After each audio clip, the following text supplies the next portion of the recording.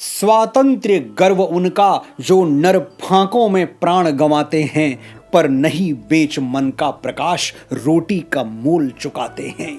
स्वातंत्र्य गर्व उनका जिन पर संकट की घात न चलती है, तूफानों में जिनकी मशाल कुछ और तेज हो जलती है।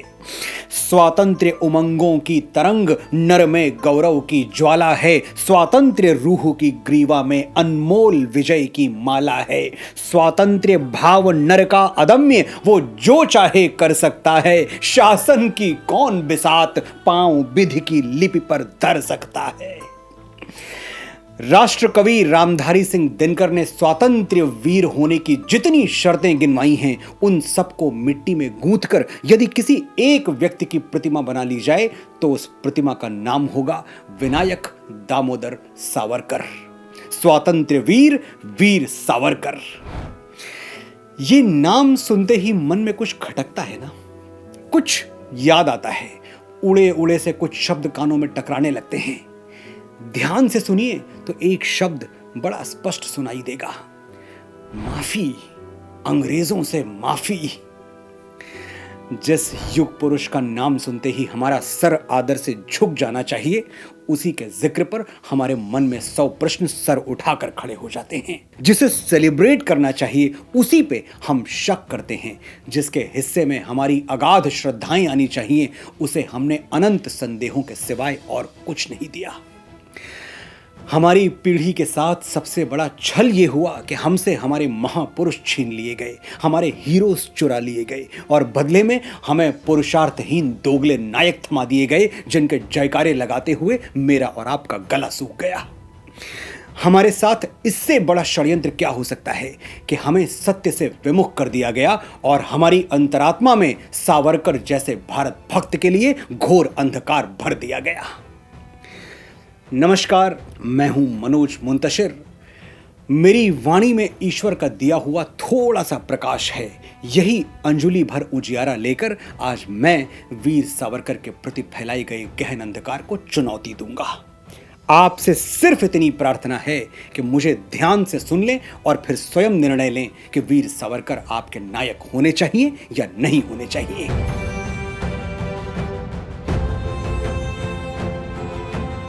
मैं कवि हूं तो आज वीर सावरकर का पहला परिचय उनकी कविताओं से देने का प्रलोभन मुझसे छोड़ा नहीं जा रहा। वीर सावरकर वो हैं जिन्होंने मां भारती की स्तुति में 6000 कविताएं लिखी हैं, लेकिन कागज पर नहीं, सेल्यूलर जेल की दीवारों पर, कलम से नहीं, कंकर, कील और कोयले से। ये कविताएं समाप्त ना हो जाएं, अंग्रेजी तानाशाही का सीमेंट उनके कुरेदे हुए शिलालेखों को निर्लज्जता से मिटा ना दे, इसलिए सावरकर ने वो कविताएं रट रट कर कंठस्थ कर ली। वीर सावरकर वो हैं जिनको अंग्रेज सरकार ने क्रांति के अपराध में काला पानी का दंड दिया था। काला पानी की सजा साधारण विद्रोहियों और अपराधियों को नहीं दी जाती। ये सजा सिर्फ डी क्लास के बागियों को, डेंजर क्लास के बागियों को ही मिलती है। सेलुलर जेल भेजे जाने का मतलब था कि अंग्रेज सरकार आपके आगे विवश हो गई है। उसका कोई जोर जुल्म आपको झुका नहीं पाया। एक ही रास्ता है, आपको असह्य यातना दी जाए और बाहरी दुनिया से आपका संपूर्ण संबंध विच्छेद कर दिया जाए। Total disconnect from the outer world. Cellular jail और सावरकर को दिए गए 3rd डिग्री टॉर्चर का किस्सा मैं आगे सुनाऊंगा। अभी तो बस परिचय की औपचारिकता पूरी कर देता हूं, क्योंकि मुझे इसका भी डर है कि मेरे कई छोटे भाई बहनों ने सावरकर का नाम तक नहीं सुना है। बाबरों, टीपू सुल्तानों, अकबरों के बाद सिलेबस में इतनी जगह ही नहीं बची कि सावरकर को भी पढ़ाया जाए। लेकिन नॉलेज कभी सिलेबस का मोहताज नहीं रहा। ये वो बीज है जिसको धरती में गाड़ दोगे तो धरती तोड़ के निकल आएगा। अंग्रेजों ने भी तो यही किया था। क्या आपने कभी ऐसी किसी पुस्तक के बारे में सुना है जिसको प्रकाशन से पहले ही बैन कर दिया गया हो, प्रतिबंधित कर दिया गया हो? 1857 का स्वातंत्र्य समर, सावरकर की लिखी हुई यह पुस्तक क्रांतिकारियों की भगवत गीता बन गई थी। ये वही यशस्वी पुस्तक है जिससे पूरी फिरंगी सल्तनत इतना घबरा गई थी कि इसे प्रकाशन से पहले ही बैन कर दिया गया। उस जमाने में इस पुस्तक को पढ़ लेना महापुण्य के समान था और यही वो महापुण्य था जिसे प्राप्त करके भगत सिंह, चंद्रशेखर आजाद, सुखदेव, राजगुरु, अशफाक उल्लाह खान से लेकर सुभाष चंद्र बोस जैसे महान क्रांतिकारी भारतीय स्वतंत्रता के दिव्य यज्ञ में आहुति बनने के लिए तड़प उठे। आप सोच रहे होंगे, जब पुस्तक प्रकाशित ही नहीं होने दी गई तो इन सब ने पढ़ी कैसे? हाथ से लिख लिख कर क्रांतिकारी इस पुस्तक की प्रतियां बनाते थे और आजादी के मतवालों में बांट दिया करते थे। क्या थी ये रहस्यमयी कार्यशैली जिसने किंग जॉर्ज और उनकी गोरी सेना को घुटनों पर ला दिया था? इसी वीडियो में आगे बताऊंगा, लेकिन पहले ये जान लीजिए काला पानी किसे कहते हैं।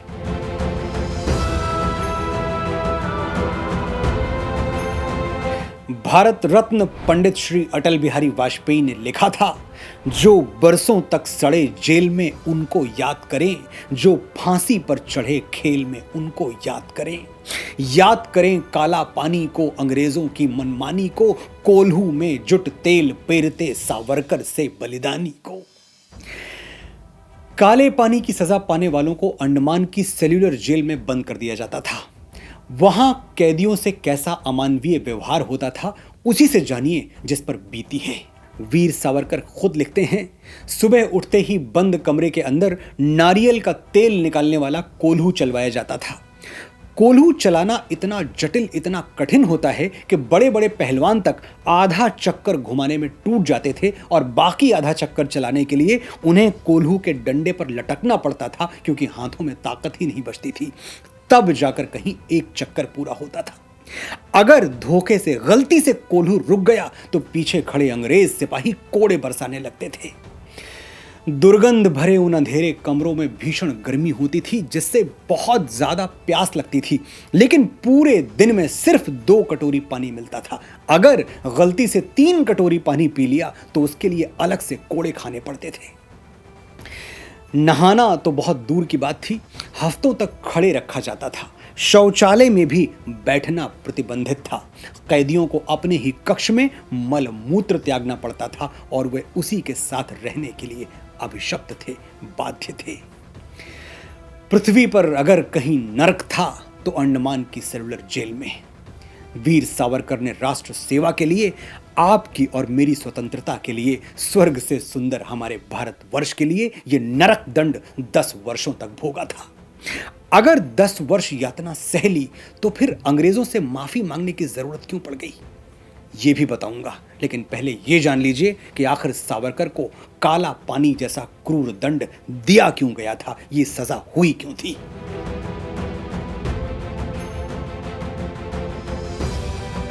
तारीख 11 जुलाई 1909, स्थान लंदन का जहांगीर हॉल। महान क्रांतिकारी मदनलाल ढींगरा ने फिरंगी अधिकारी कर्जन वाइली की हत्या कर दी। इस घटना के बाद कुछ अंग्रेज भक्त, जो कि खुद भारतवासी थे, वाइली के लिए शोक सभाएं करने लगे और उन सभाओं में मदनलाल ढींगरा जैसे जीवट क्रांतिकारी के लिए निंदा प्रस्ताव पास किए जाने लगे। सावरकर से ये अनर्थ देखा नहीं गया। उन्होंने खुलेआम डंके की चोट पर मदनलाल ढींगरा की प्रशंसा और निंदा करने वाले भारतीयों की भर्त्सना की। ढींगरा ने वाइली को मारकर वही किया जो सावरकर चाहते थे। सावरकर स्पष्ट कहते थे कि भारतवर्ष की संस्कृति, हमारा इतिहास दुनिया का सबसे पुराना और गौरवशाली इतिहास है। हम कभी पददलित नहीं रहे, गुलाम नहीं रहे। मुगलों के बाद इन आतताई अंग्रेजों ने हमारी स्वतंत्रता को बंदी बनाया, इसलिए इनकी हत्या करने में कोई पाप नहीं है। हमारा इनका बराबरी का संबंध उसी दिन बनेगा जब ये हमारे देश को स्वतंत्र करके चले जाएंगे। जब बड़े बड़े नेता ब्रिटिश सत्ता के प्रति वफादारी की शपथ ले रहे थे, सावरकर ने यह घृणित शपथ लेने से साफ मना कर दिया। उसी दिन वो कंपनी सरकार की आंखों में चढ़ गए, गड़ गए। अंग्रेजों को विश्वास हो गया कि कर्जन वाइली की हत्या सावरकर के आह्वान पर ही हुई है। बंदूक भले मदनलाल ढींगरा के हाथों में थी, लेकिन गोली चलाने वाले सावरकर थे। अपने ही बनाए कानून को अपने स्वार्थ के लिए तोड़ मरोड़ लेने वाले फिरंगियों ने कर्जन वाइली की हत्या के आरोप में सावरकर को लंदन में गिरफ्तार कर लिया और 23 जनवरी 1911 को उन्हें आजीवन कारावास की सजा सुना दी गई। अब अंग्रेज हुकूमत से सवाल कौन करता, कौन उनके न्याय को कटघरे में खड़ा करता? लश्कर भी तुम्हारा है, सरदार तुम्हारा है, तुम झूठ को सच लिख दो, अखबार तुम्हारा है। इस दौर के फरियादी जाएं तो कहां जाएं, कानून तुम्हारा है, दरबार तुम्हारा है। सावरकर को सजा भारत में काटनी थी। पानी का जहाज उनको लेकर इंग्लैंड से भारत के लिए निकल पड़ा। रास्ते में एक पत्रकार ने सावरकर से पूछा, क्या तुम वही सावरकर हो जिसे ब्रिटिश सरकार ने आजीवन कारावास की सजा सुनाई है? सावरकर ने बड़े गर्व के साथ कहा, हां, मैं वही राष्ट्रभक्त हूं। पत्रकार ने कहा, तुम्हारे 2 भाई भी क्रांति के अपराध में जेलों में बंद हैं। सावरकर ने यह सुना तो बड़े जोर से हंसने लगे। पत्रकार बोला, तुमको सजा से डर नहीं लगता? तुम्हारे भाई जेलों में हैं, तुम भी जेल जा रहे हो, फिर भी हंस रहे हो, इसमें खुशी की कोई बात है क्या? वीर सावरकर ने कहा, मेरा पूरा परिवार राष्ट्र सेवा के काम आ रहा है, इससे ज्यादा खुशी की बात और क्या हो सकती है। भारत पहुंचकर सावरकर पर फिर से मुकदमा शुरू हुआ और उन्हें 2 जन्मों के लिए यानी 50 साल के लिए काला पानी जैसी असाध्य सजा दे दी गई। सावरकर दुनिया के अकेले ऐसे क्रांतिकारी हैं जिन्हें 2 आजीवन कारावास मिले थे। सजा सुनने के बाद वो हंसकर बोले, पुनर्जन्म को ना मानने वाले ईसाई मुझे 2 जन्मों की सजा दे रहे हैं। चलो अच्छा ही है, देर सवेर ही सही इन बेचारों ने सनातन संस्कृति को स्वीकार तो किया। फैसले के तुरंत बाद सावरकर को अंडमान की सेलुलर जेल में 50 साल का कारावास काटने के लिए भेज दिया गया।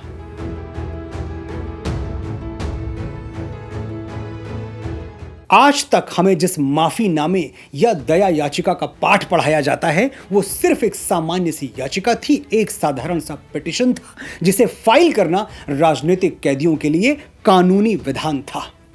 इस याचिका का एक फिक्स फॉर्मेट था जिसमें अपना नाम और कुछ अन्य जरूरी बातें लिखनी होती थी।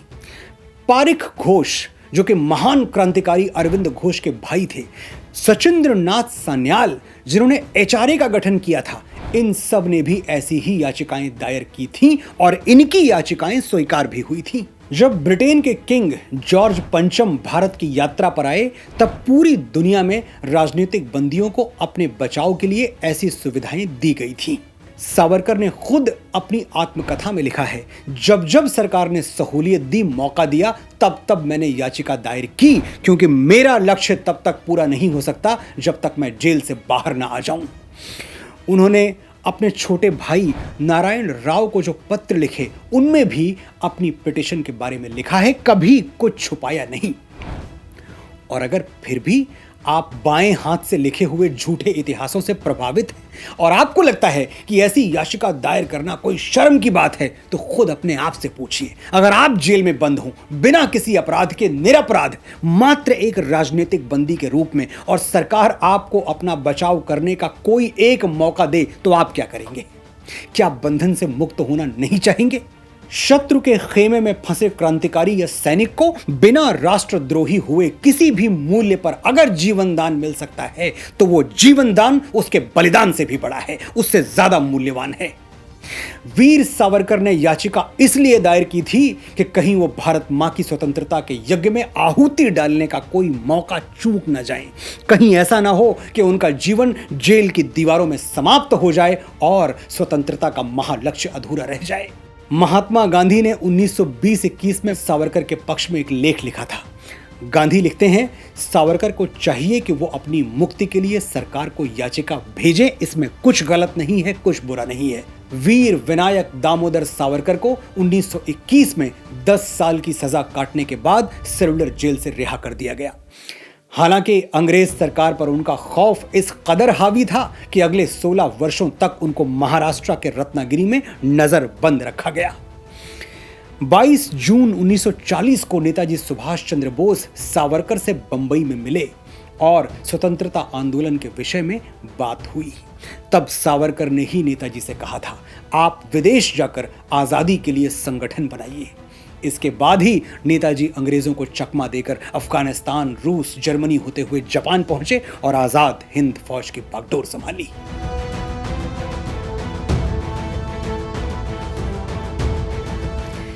मैंने आपको सच बताया, सच को छुपाने के षड्यंत्र बताए। निष्कर्ष मैं आपके विवेक पर छोड़ता हूं। लेकिन किसी भी नतीजे पर पहुंचने से पहले एक बार अपने आप से पूछिएगा, सावरकर ने 10 वर्ष काला पानी की सजा क्या किसी चारा घोटाले में काटी थी? क्या किया था सावरकर ने जो उन्हें काला पानी भेज दिया गया? सावरकर का सिर्फ एक अपराध था, भारत भक्ति। सोचिएगा कि स्वतंत्रता की लड़ाई लड़ने वाले अनगिनत नेता ऊंची ऊंची कुर्सियों पर जा बैठे और 10 साल काला पानी काटने के बदले हमने सावरकर को क्या दिया? महात्मा गांधी की हत्या का दोष। न्यायालय ने सावरकर को बाइज्जत बरी कर दिया, लेकिन हमने आज तक उन्हें कटघरे में खड़ा रखा है। हमें दुख होना चाहिए कि हमने अपने ही राष्ट्र नायकों पर प्रश्न चिन्ह उठाए। 1857 सैनिक विद्रोह नहीं, पहला स्वतंत्रता संग्राम था। वर्षों के रिसर्च की बुनियाद पर यह किसने सिद्ध किया? सावरकर ने। भारत का पहला राष्ट्रीय ध्वज जो 1907 में जर्मनी के स्टुअर्ट में मैडम भीखाजी कामा ने फहराया था, वो किसने बनाया था? सावरकर ने। तिरंगे में अशोक चक्र को शामिल करने का सुझाव संविधान सभा के अध्यक्ष राजेंद्र प्रसाद जी को किसने दिया था? सावरकर ने। फिर भी आप सावरकर को नहीं मानते? ना मानिए, गांधी को मानते हैं। 1905 में बंगाल विभाजन के विरोध में पहली बार पुणे में विदेशी कपड़ों की होली सावरकर ने जलाई थी। विरोध का यही तरीका 1921 में महात्मा गांधी ने अपनाया और पूरे भारत में स्वदेशी के समर्थन में विदेशी कपड़ों की होली जलाई गई। सावरकर को नहीं मानते, छत्रपति शिवाजी महाराज को मानते हैं। श्री बाल गंगाधर तिलक ने सावरकर को छत्रपति शिवाजी महाराज का अवतार कहा था। महाराणा प्रताप को मानते हैं? राणा ने घास की रोटियां खाके मातृभूमि के लिए रण किया। सावरकर सेलुलर जेल में 2 कटोरी पानी पी के भारत मां के लिए लड़ते रहे। सावरकर कहते थे, माता भूमि पुत्रो अहम पृथिव्याः, ये भारत भूमि ही मेरी माता है और मैं इसका पुत्र हूं। आपने बड़े ध्यान और बड़े धैर्य से सुना। आपका आभार।